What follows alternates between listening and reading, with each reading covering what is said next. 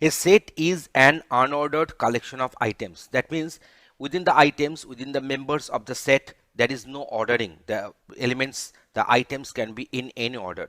And every element must be unique. No duplicate elements will be allowed in a set and must be immutable. That means those elements cannot be updated, cannot be changed. However, the set itself is mutable. That means we can add or remove items from a set. Sets can be used to perform the mathematical set operations like our union, intersection, symmetric difference, etc. So let us discuss how to create one set. Here we have defined one set of integers. In case of set, the elements will be separated by commas and the whole set will be enclosed within curly braces. So if I print it, you can find that the set has been formed. A set may have different type of data. That means elements will be from mixed data types. So here we are having this 101 of the type of integer, Ognivo is of the type of string, and here we are having one tuple. The tuple can be also a set element. So you can find that the respective my set2 has got printed. If we, while defining one set, if I put some duplicate values, then those duplicate values will be eliminated. Only the unique values will be there in the set ultimately. Now in this case, a set cannot have mutable items. Here you can find that we are defining one set where list is as one of the elements, but list is containing mutable items, so this particular set cannot be formed. So if I go on printing, if we try to define one set here, then type error is coming and unhashable type list is the respective error message. So you can find that creation of a set from the list as one of the elements is not possible. So we can make a set, but we can make a set from a list using the method set. So here we are having one list, we are doing one method set here, and then we are going to get one set accordingly. And now if I want to make one list from a set, so set will be enclosed within the curly braces, and here we are using the method list, and then we can get a list from this set here. So you can find that we have got one list here, and here you can find the type of the my list one. So here the class type is list here. Next, we're going for operations on a set. So on a set, we can perform multiple different operations. So let me go one by one. So at first, we are defining this particular set here, having the value 11, 33, 44, 66, and 55.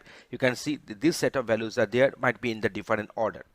So now the set members cannot be accessed using index. So 0 is the index. So if I want to access the my set 1, 0, if I want to access this one, error will be coming, and the type of the name of the error is type error, and set object does not support indexing is the error message. So that means I cannot do this one. That means indexing is not allowed, not getting supported on a set. Okay, now next one is that. So if we go for adding one single item, so we can use the method add. So in that case 77 will be added as one of the elements. But if I want to add multiple items, then you can go for the method update, and here the multiple items are to be enclosed within square brackets. That means it is a list.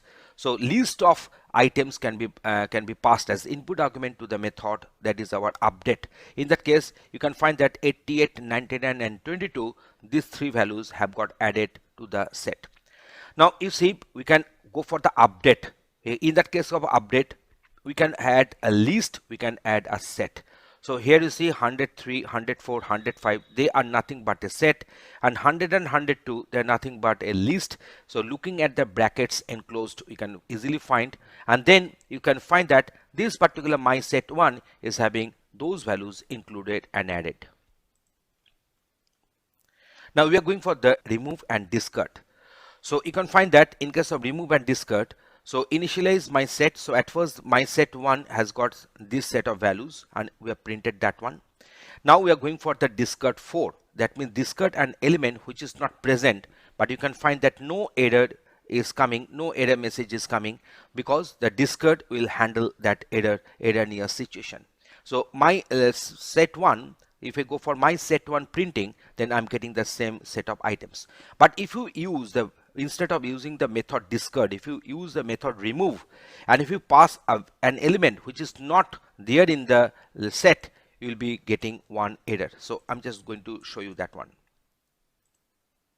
So this error is known as the name error. So that is the name my set is not defined here. So let me go for this my set one, I think. Okay, so now if I go for this, I can find this one, that is a key error. So that means 6 is not present in the respective set, because you can find that 6 is not all present there, but 66 is present. So 66 can be deleted, can be removed. So in case of so one very big difference between this discard and this remove is that in case of discard, if the element whatever we are passing as input argument is not present, it is not producing any error. But in case of remove, it is producing an error, and the name of the error is key error. Now, if you go for the discard 44, if I want to print this my set 1, in that case, I can find that this 44 has been deleted. If you go for this remove 55, and 55 is existing, the respective 55 will get deleted from the set. So now here we are going for the method that is the pop, and here we are having one set defined, and now we are going for this my set 1 dot pop method, and then you can find that 33 has been popped out, has been deleted. If you go for another time pop method, the 66 has been deleted. Here these particular values can be selected randomly. So clear my set, in that case the set will be existing, my set 1 will be existing, but all its elements will get cleared. So whenever I'm going to print my set 1 after issuing this clear method, we can find that the set is existing but no elements are there. Let us go for different set operations. So at first we are going for this union. So we are having my set 1, we are having my set 2, we have printed those two sets. Now this union can be done using either using the operator filter or using this method dot union. So my set 1 dot union my set 2. So I have shown that in whatever the way in which we are doing the union, ultimately we are landing to the same result. That means union is taking place. In case of union, the duplicate values will be occurring once.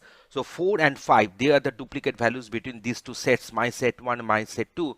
But they will be occurring once, because set will always a collection of unordered distinct elements. So they will be occurring once ultimately in the union. After union, we're having this intersection. Next one is our intersection. You can find that my set 1 and my set 2, we are having the set of values there, and if you go for the intersection, then we are landing with this 4 and 5 only. Intersection can be done using the operator ampersand, or using my set 1 dot intersection my set 2. Next one, we are going for the set difference. So in case of set difference, you can use the operator that is a minus, or you can use the method that is intersection. So you can see that only the common elements will be coming out from the intersection. So this is another very important operations on set. So we are finding that 4 and 5 are the common elements in between the set my set 1 and my set 2. So they are coming out. We are going for the set difference. So here we are having this this my set 1 and my set 2. So the respective values are there. So now when we are going for this set difference, then my set 1 minus my set 2, you will be landing with this 1 0 1 2 3 4 and 5 will be discarded, because 4 and 5 they are the common in my set 1 and my set 2. But if you go for my set 2 minus my set 1, you'll be getting this one, that is the 8 9 6 7, and 4 and 5 will not be there. And next we can do the same, either using operator minus or using the method difference. So you'll be getting the results accordingly. Now we are going for the symmetric difference. In case of symmetric difference, the common element, in case of symmetric difference, the common elements will not be coming. So now we can, for the symmetric difference, we will be going for this upper caret. So this is the symbol upper caret, so also known as hat. So either you can go for this operator upper caret or symmetric underscore difference. So that is another method name. So here you can see that all the elements are there, but only the common elements which are common, that is the 4 and 5 between my set 1 and my set 2, they are not coming after doing the symmetric difference between my set 1 and my set 2. Now we are going for this membership check. So now here we are having one set is defined, that is the my set 1. 2 in my set 1, that is quite obvious, true, because 2 is one of the elements, one of the members of this my set 1. So outcome is true here. So 6 in my set 1, 6 is not there, outcome is false. 2 not in my set 1, so that is producing the outcome false because 2 is there, and 6 not in my set 1, its outcome is true here. Now we are going for this iterating through a set.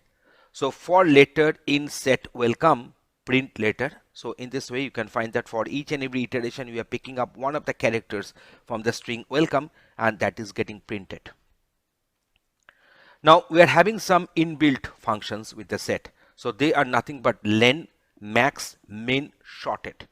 So length will denote the number of elements. We can have 6 elements in my set 1.